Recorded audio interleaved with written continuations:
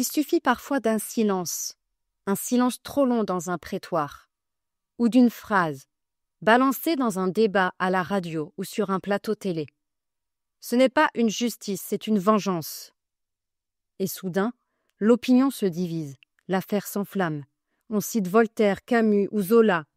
Mais que dit-on vraiment quand on parle de justice?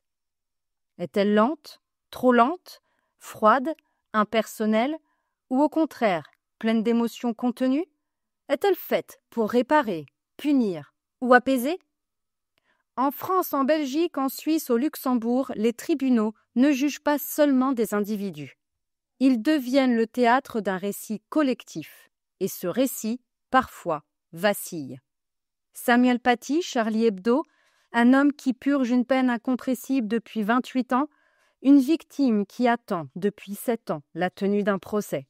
Des voix s'élèvent d'un côté comme de l'autre. Et ce qui devait être un verdict devient un symbole.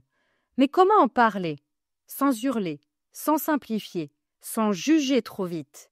Comment articuler son discours quand la société elle-même cherche ses mots, ses repères, ses valeurs?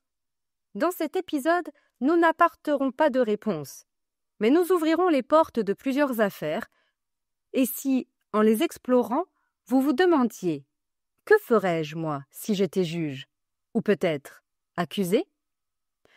Je vous laisse sur cette réflexion et en attendant de vous retrouver dans un cours ou dans une table de conversation, découvrez les activités de remue-ménage dans la description de ce podcast et échangez avec moi.